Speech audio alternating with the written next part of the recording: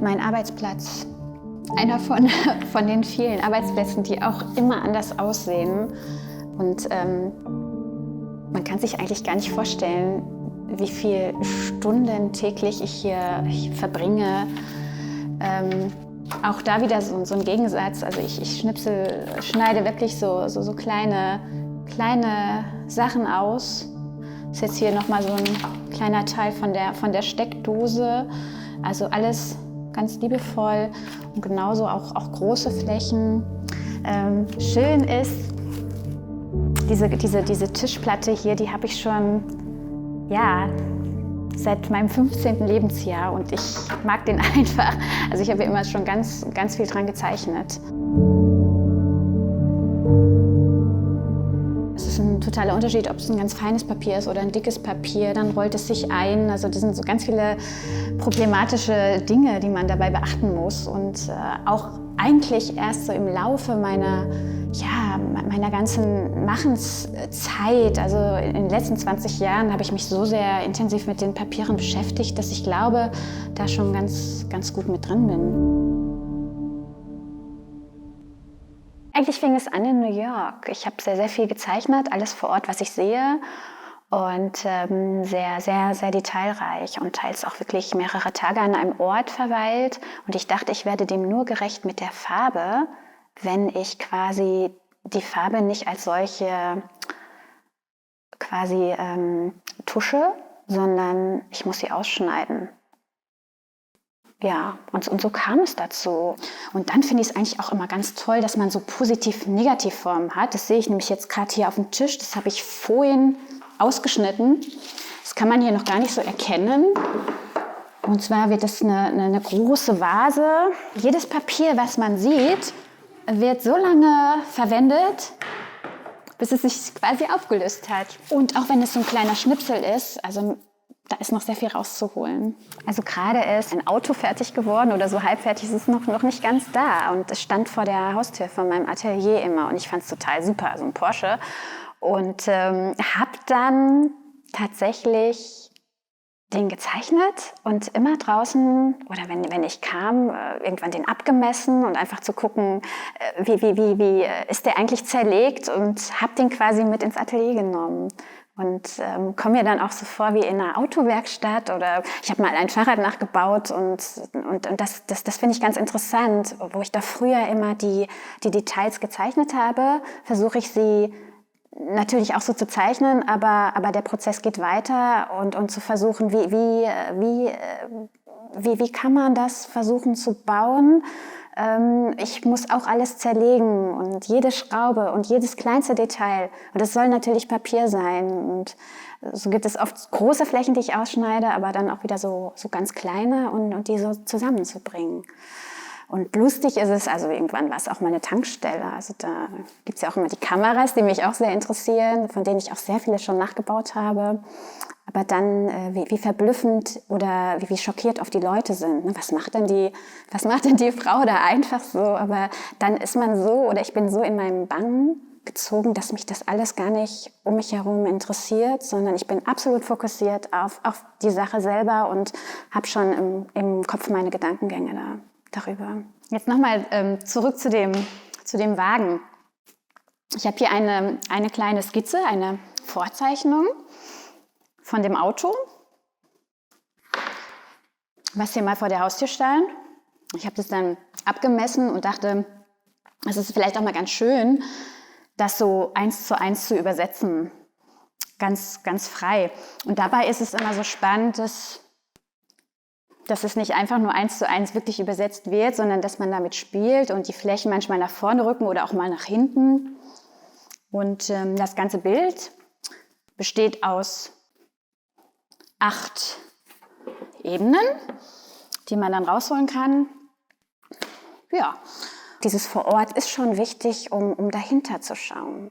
Es reicht mir nicht einfach nur eine Fläche oder so ein Bild von dem, sondern ich muss wirklich im Kopf sehen, wie das Ganze funktioniert und dementsprechend auch mir Gedanken darüber machen, mit welchen Papieren ich arbeite. Es gibt ja dick, dünn, alles Mögliche und das entscheide ich und mag dieses Haptische halt. So. Das ist ja wie als würde man was aus dem, was man sieht, rausschneiden und irgendwo anders hinbringen. Und das ist so ein Drang, dass mich das reizt, was überhaupt da passiert. Und auch die Aufmerksamkeit, die man eigentlich gar nicht hat für eine Alarmanlage oder auch eine Tankstelle. Also dann weiß ich auch manchmal nicht, ob ich das jetzt so gut finde. Das ist immer so ein Hin- und Herspringen. Oder vielleicht gefällt es mir dann doch besser, wenn ich sage, ach, ich nehme wieder ein bisschen was raus aus dem Grün. Wie wirkt das denn so? Also das ist eigentlich immer in der Arbeit ein absolutes Hin und Her die ganze Zeit. Was ist besser? Oder ist dieser Grünton besser? Und dann braucht man wieder so ein bisschen Abstand, um mal zu schauen. Holt mal wieder was weg oder fügt mal was hinzu. Genau. Hier zu meiner Abflugtafel, das ist ganz spannend. Das war nämlich jetzt die letzte eigentlich, die noch in Tegel im Flughafen hing. Und selbst dort habe ich wieder vor Ort gezeichnet und dann versucht es so zu übersetzen. Das ganze Bild hier besteht jetzt eigentlich aus 4 Formaten. Und diese einzelnen Buchstaben sind dann nochmal in sich auch nochmal geschnitten. Also ein großes Handwerk ist hier und auch, was mich wieder reizt, ist die Plastizität. Also ob es jetzt eine Detailverliebtheit ist, kann ich gar nicht so sagen. Also es ist vielleicht einerseits auch, obwohl ich hasse das Wort, wie so ein Zwang, aber mir genügt das nicht, nur das Ganze so aufzunehmen. Ich möchte gerne das Detail im Ganzen aufnehmen und das ist auch wie so eine Disziplin, dass man wirklich das Sehen lernt und wie die Dinge so zusammen sich verknüpfen und das finde ich äußerst spannend und komischerweise war das auch, wenn ich jetzt so darüber nachdenke, eigentlich immer schon so, auch in der Kindheit, die Liebe zum Detail war immer da und ich fand das immer toll, so man hat ein Teil und wie sich das zusammensetzt und diese Herausforderung in der Arbeit umzusetzen, ist natürlich einerseits auch ein großer Anspruch. Man kann es sich ja auch leichter machen, aber gehört einfach dazu. Irgendwie hat ja fast alles eine Spannung. Ob ich jetzt mit der Schere zeichne oder mit dem Stift oder mit dem Fineliner, für mich ist das alles eine Sache, quasi so ein Ganzes. Und ich lasse mit meiner Schere genauso die Formen entstehen und mit dem Cutter und das ist ganz schön und dann auch das Spielen mit den Ebenen, mit diesem Vor und Zurück, das ist auch immer ganz, ganz wichtig dabei. Ja, und hier mag ich so sehr diese Backsteingebäude, das ist auch nochmal so ein Gegensatz, also man fährt wirklich oder mein Atelier in so einen anderen Ort rein und manchmal brauche ich auch die Zeit, so ein bisschen um runterzukommen, weil es gab immer so viele Jahre auch, wo ich verlernt habe, dieses Abschalten. Also es fällt mir heute noch schwer, aber deswegen ist es immer ganz, ganz schön, sich mal so einzulassen auf das, was ich so sehe, ohne dass die Augen die ganze Zeit rechts und links dabei sind. Das ist ja auch alles immer so ein Fluss einerseits, obwohl natürlich man oft auch ich an so eine Grenze komme, wo ich denke, oder es macht mich total wahnsinnig, wenn ich nicht weiterkomme mit dem Kunstwerk. Aber eigentlich, dass ich das selber alles so steuern kann, das ist ein so großes Geschenk. Oder auch überhaupt zu denken, dass das funktioniert, auch in der heutigen Zeit. Also das finde ich ganz toll und dass ich keinen über mir habe oder keinen Vorgesetzten, der mir sagt, jetzt machen Sie mal so oder machen Sie mal so, sondern dass ich quasi diesen Betrieb ins Laufen bringe und auch sagen kann, das ist ja fast alles ein Alleinbetrieb, also mit ein paar Ausnahmen natürlich, aber das reizt mich auch, also dass es auch nie quasi langweilig wird. Das ist ja immer täglich, so wie das Wetter jeden Tag sich verändert, so hat man hat auch jeden Tag, finde ich, einen anderen Strich, eine andere Handschrift und es gibt keinen Stopp, es geht immer weiter. Als Frau wahrgenommen zu werden oder als Künstlerin ist natürlich auch so eine Sache, so. Auch relativ spät, ich mal so sagen, weil man wird, oder ich habe die Erfahrung gemacht, dass man immer so ganz, ganz falsch eingeschätzt wird oder man denkt, das zierliche Mädchen oder so, dass man aber damit so einem riesen 7,5 Tonner auch mal nach Süddeutschland fährt, im Winter 900 Kilometer, um da was aufzubauen und wirklich alles selbst in die Hand nimmt. Und das überhaupt war, also die Sache wahrgenommen wird, das war relativ spät auch erst. Aber ich dachte immer nur weitermachen. Das war wichtig. Das fing so an mit meiner Laundromat-Installation, mit den Waschmaschinen. Da hatte ich dann das Gefühl, jetzt ist es mal gut so. Hier sammeln sich immer meine Arbeiten, meine Kunstwerke und es ist auch total wichtig, dass es hier einen Lastenaufzug gibt und eine Rampe. Ja, und ich beschrifte dann immer, wo was hingeht und dann wird es abgeholt und ja, geht dann zur nächsten Ausstellung. Und vielleicht ist es auch interessant, dass die Bilder eigentlich gar nicht mehr zurück ins Atelier kommen. Die werden abgeholt von der Rahmung, werden dann so eingerahmt, immer eigentlich ja genau nach Maß, hochprofessionell und verpackt und werden dann hier zwischengelagert und ja, gehen dann auf Wanderschaft. Und oft sehe ich dann die Arbeiten gar nicht mehr wieder. Meine Laundromat-Installation, ja, hier, da geht jetzt auch ein Teil dann ins Koda-Museum nach Holland. Und ja, das sind dann die einzelnen Boxen.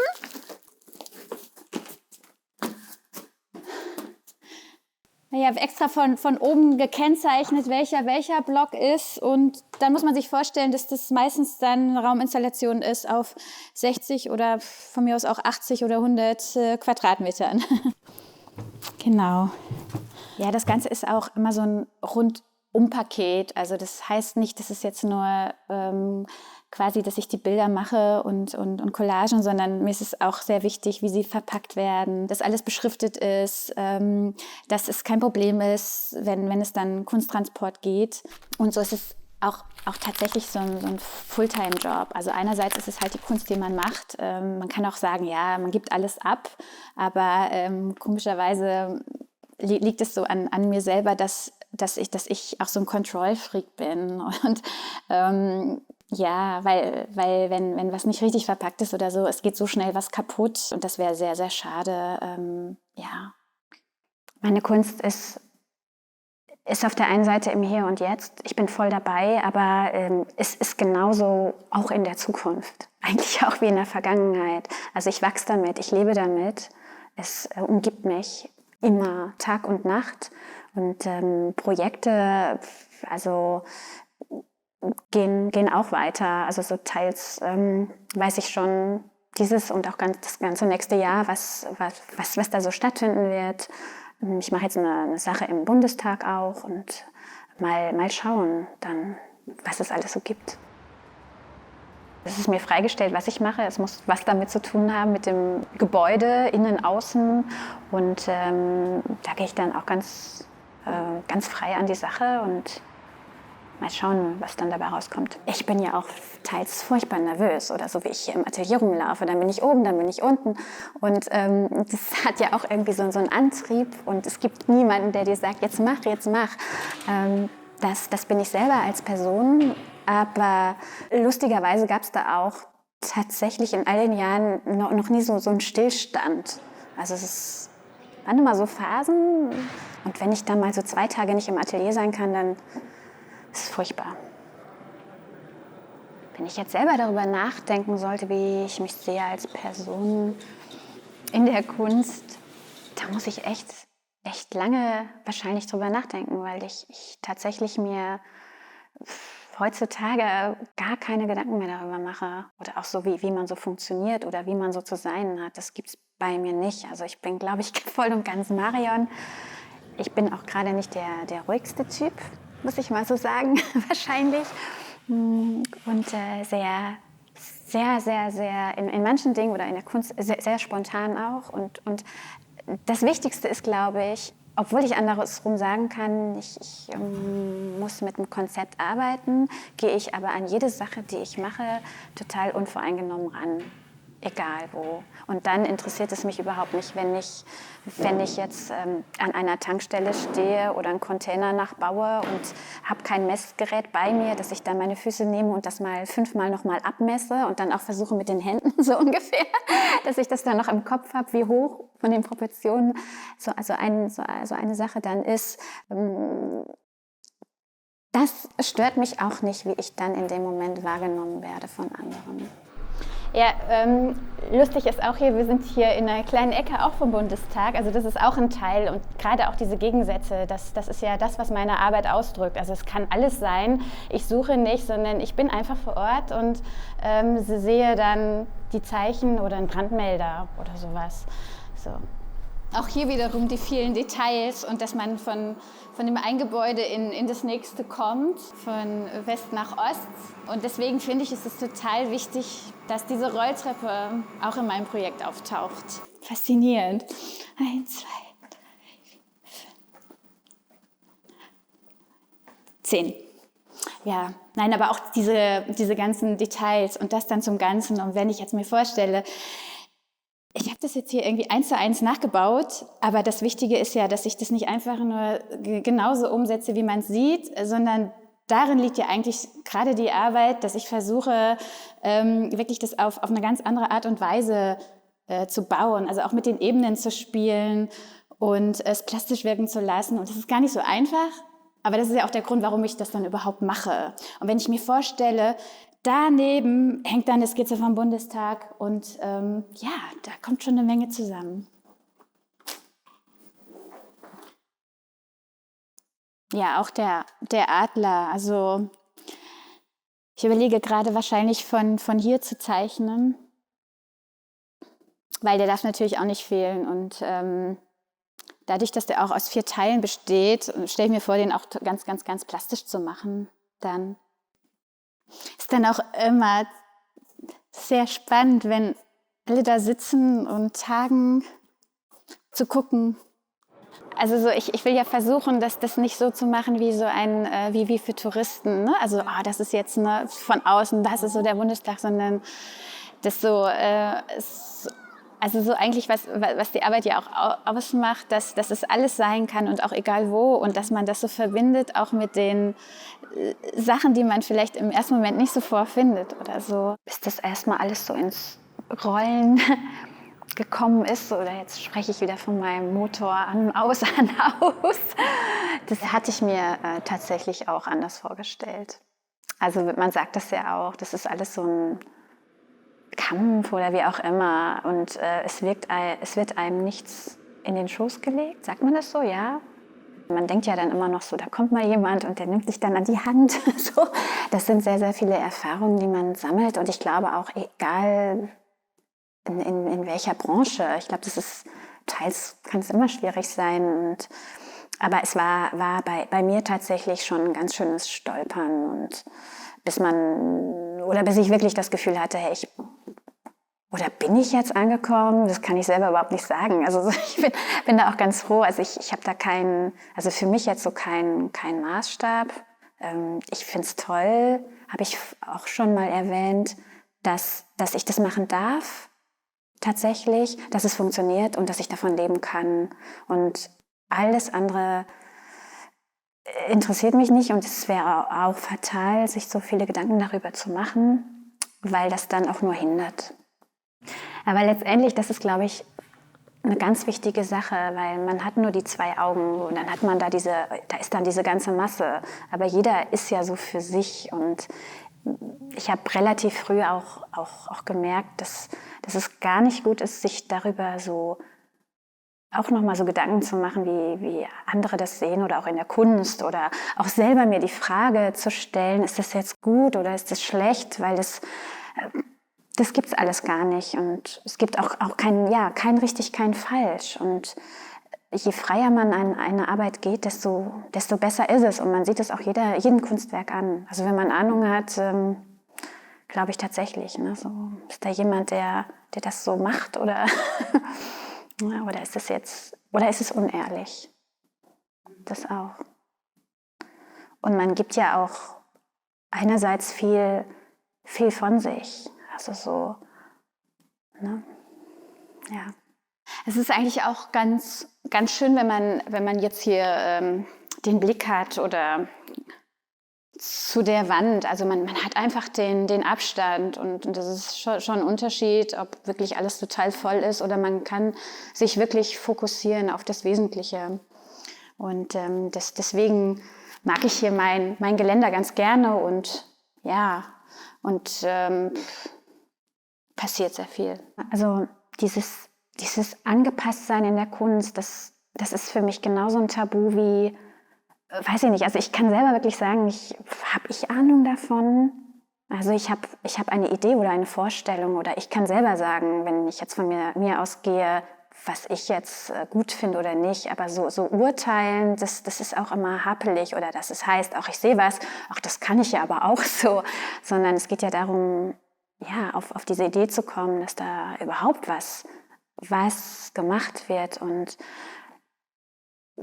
so war es für mich auch immer sehr wichtig, sich nicht beirren zu lassen, weil natürlich von so vielen Leuten auch kein gutes Feedback kam und dass man dachte, oder ich dachte so, es ist gut, auf mich selber zu hören und wenn ich das Gefühl habe, ich bin 100% dabei und es ist mir völlig egal, ich gehe durch die Wand, aber ich möchte das so und so machen, dann ist es der richtige Weg. Und da bin ich auch sehr, sehr, sehr dankbar, dass das Gefühl da ist. Und umgekehrt ist es auch gut, immer zu stolpern, weil erst dadurch kommt man weiter. Es wäre auch schrecklich, wenn alles einfach so laufen würde.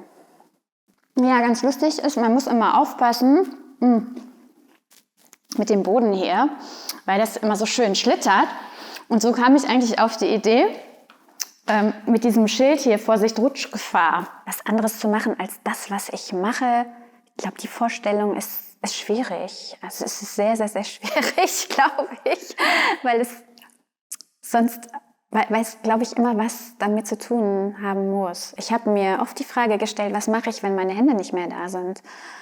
Durch einen Unfall oder wie auch immer, dann gibt es auch andere Mittel. Aber dieser Drang ist schon da. Das ist auch, warum ich überhaupt auf der Welt bin, um das zu machen.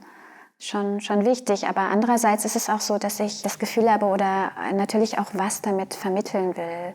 Und das ist genauso, wie man sagt, oder die Frage sich stellt, was machst du denn da überhaupt oder wieso machst du das denn überhaupt? Und dann sage ich, ja, schau hin. Mehr ist es eigentlich nicht.